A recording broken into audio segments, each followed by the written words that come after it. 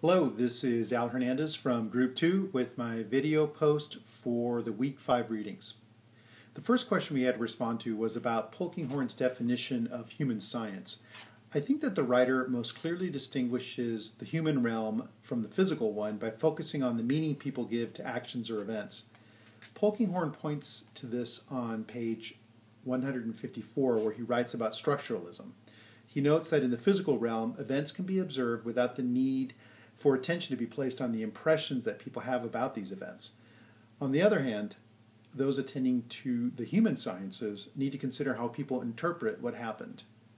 Given this distinction, the implications for methodology are that quantitative data aren't going to provide the needed information for a researcher to discern how people understood events or actions. It infers a greater need for qualitative data to get at the interpretation of what took place. As far as the second question about fitting in as a critical researcher, I think that my work in recent years facilitating difficult conversations both within my company and with external stakeholders would be of value. I recognize several points made by Nelson and Prolotensky related to this. One was in the description of the critical researcher as an initiator on pages 280 and 281. Giving up power and being an active listener, while hard to do, have served me well as a facilitator. Another was the importance of framing up issues in a way that drives change. I've learned through experience that setting the agenda can determine much of the outcomes of a meeting before it's even held.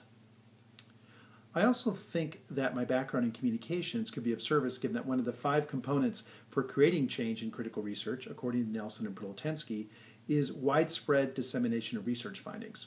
I agree that change can only happen if perceptions are created or perceptions are altered, and the way to do that is to engage people in a dialogue, which I find ironic in that this is a monologue.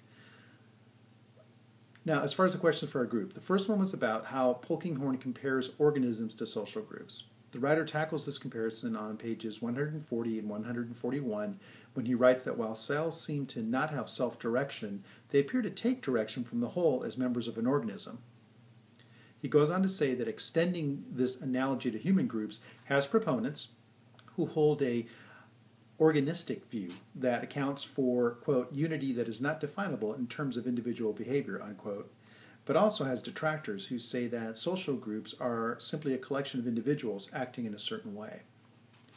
The examples of a team or a mob acting in ways that go beyond what individuals could do, even in aggregate, makes intuitive sense to me.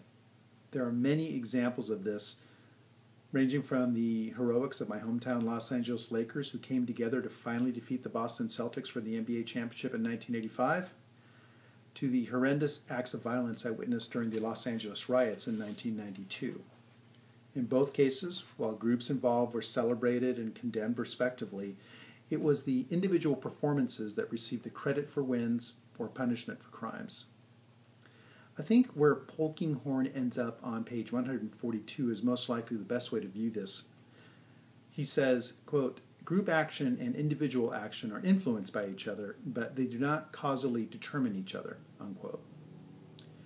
The second question for our group was related to the role of a critical researcher versus a more traditional researcher, at least according to Nelson and Prolotensky. From the reading, I gather that the critical researcher is the more multifaceted role of the two. While a traditional researcher has a high degree of control and usually is involved in a project that has a beginning or an end, Nelson and Prolotensky's description of the critical researcher on pages 280 and 281 is full of complexity and ambiguity. This person not only initiates the design of a project in a manner that is inclusive of the subjects of the work, but also serves as a consultant who executes the work while not retaining control of it, and is also a strong collaborator and invested in the participants' empowerment over the long term by creating change through critical research. In compiling the view of these two readings, I think that there's a place for both the critical and traditional researcher. I get the sense that one can support the other with their respective strengths. I look forward to your feedback on my comments.